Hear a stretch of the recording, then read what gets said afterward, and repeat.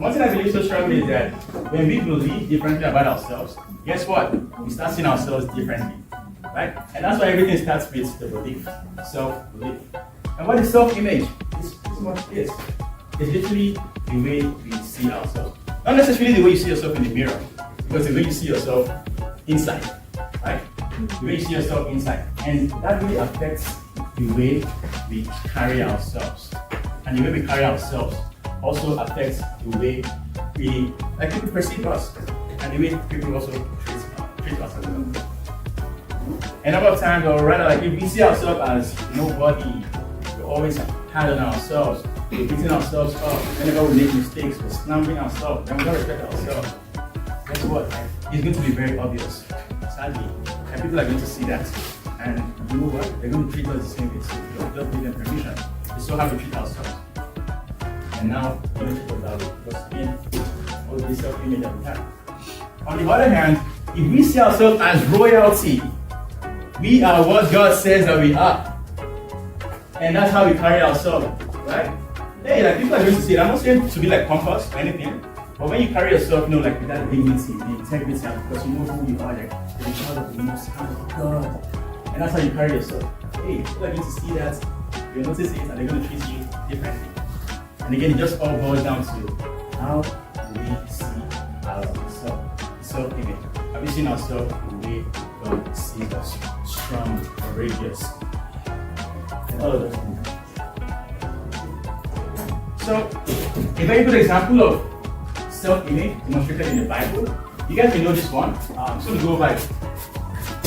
So, if you guys remember the story in Numbers chapter 13, this kind of like buttresses the fact that the way we see ourselves affects the way other people see us, and it also affects our performances in every single thing that we do. And a very typical example of this is with the 12 spice in spice, like spice that's nice. Spice. Well, not that one, but like spice. You guys know the story, right? Numbers chapter 13. When the children of Israel, they were going to conquer the land that God had promised them, the land flowing with milk and honey. And Moses, being the leader, he gathered 12 spies. And he told them to go survey the land, go check it out. Are we able to enter into this land that God has given us? So, you know the story really very well. Only 2 people had a very good response. The other people, their response was kind of like terrible. And they got to the land and they noticed that the inhabitants of the land, they were like huge, giant, like thinners, all those big bad guys from Melbourne movies, maybe even like bigger than them. They saw that it was those guys who were residing there. So that was like a bummer. Oh my God, what are you doing? This land, inhabited by these giants. You want us to go there? And this is what it said. Just pay close attention. It says, "There we," they, the 12 of now, the 10. It says, "There we saw the giants, the descendant of Anak." That's like, the giant, the big bad guy, Thanos and his brothers. They came from the giants, and we were like grasshoppers in our sight. And we we were in their sight. Did you see what happened there? Not only did they see themselves as grasshoppers, but they were projecting that image on other people, which is also very sad because the Bible never said how the descendants of Anak saw the children of Israel. It only came from them. So they saw themselves as grasshoppers, and they also projected that image on the descendants of Anak. And you know what? That's exactly what happens when we don't see ourselves the way God sees us. Right? We lose out on what He has for us. Not only do we see ourselves as like small, but we think that's how the world sees us. And so we're not able to step out in faith and do what God called us to do. And everything started off, first of all, is the self-belief. First of all, they did not believe that God could actually get the land through them. They lost that belief. And they didn't believe God was going to use them. And for that reason, it affected the way they saw themselves. And that's what I said last. And obviously, I'm not here to slam them, knock their head because, hey, I'm guilty. I know how that feels too.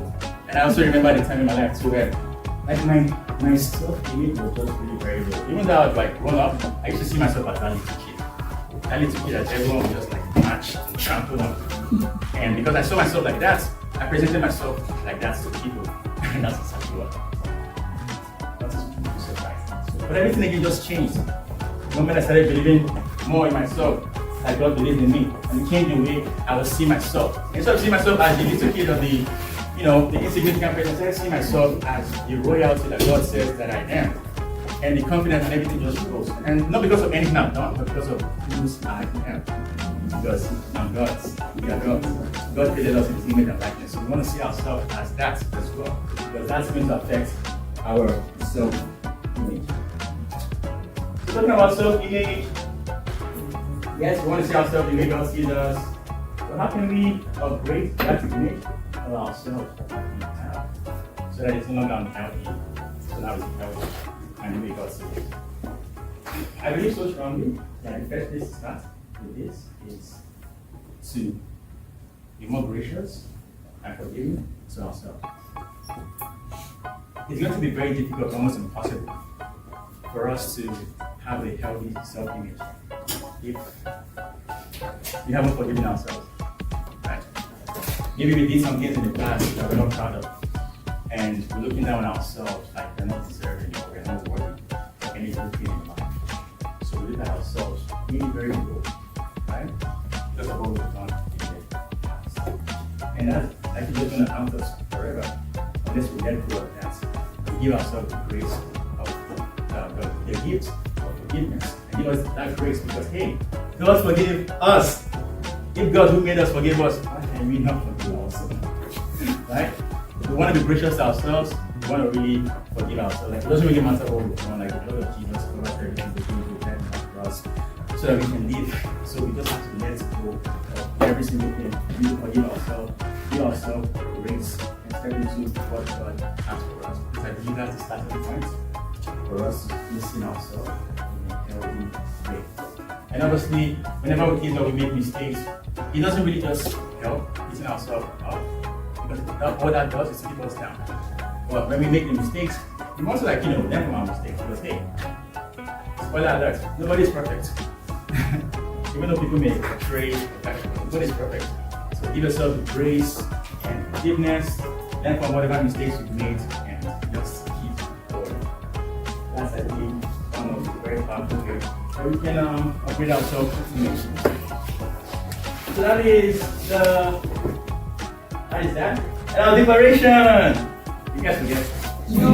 Alright, so this one says, I am beautifully and wonderfully made in God's image. I am beautifully and wonderfully made in God's image. And you can make the declaration with that. I am beautifully and wonderfully made in God's image. What's that? Yeah, I guess you too, right? Yeah. You are smiling like this. Yeah.